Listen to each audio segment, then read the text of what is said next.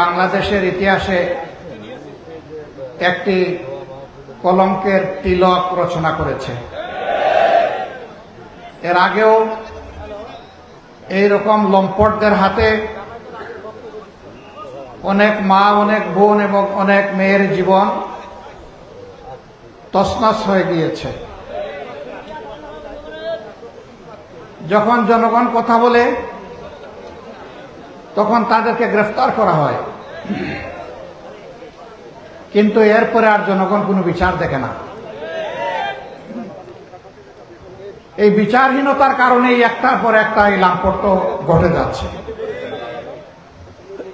তার পাশাপাশি আমাদের সমাজে অপসংস্কৃতির যে সয়লাব,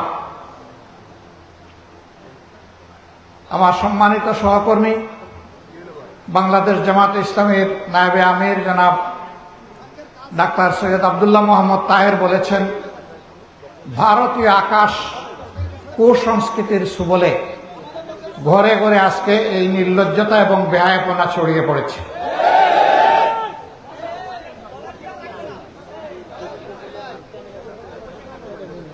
এই ভলান্টিয়ার ভাইরা দুই একটা ছবি নিবে, বাধা দিয়েন না, মানুষকে এখানে আসতে দেন। আপনারা বসে যান, আর ভলান্টিয়ারই লাগবে না, এখন আপনারা বসে যান।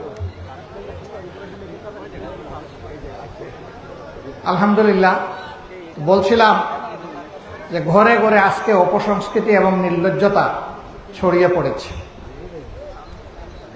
মেগা সিরিয়াল, শর্ট ফিল্ম, এই দুইটার মাধ্যমেই আমাদের গোটা সংস্কৃতিকে, সামাজিকতাকে, পারিবারিক বন্ধনকে, সব কিছুকে তছনছ করে দেওয়া হয়েছে।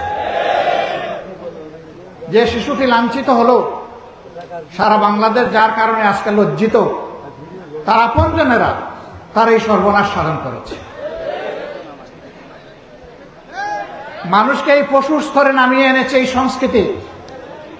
এই সংস্কৃতি আভ্যন্তরীণ হোক, আঞ্চলিক হোক, আন্তর্জাতিক হোক, এই নোংরা সংস্কৃতি বন্ধ হোক, এটা আমরা চাই।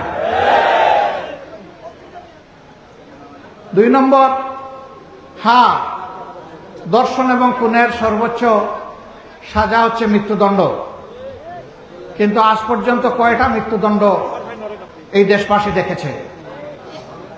খুব হাতে গোনা 2-1টা, তাও দণ্ড দিতে গিয়ে প্রধান আসামিকে বাঁচিয়ে ফলস আসামিকে অনেক সময় ফাঁসি দিয়ে দেয়। কিন্তু যদি কোরআনের আইন কায়েম হয়, তাহলে অবশ্যই শতভাগ ন্যায় বিচার নিশ্চিত হবে।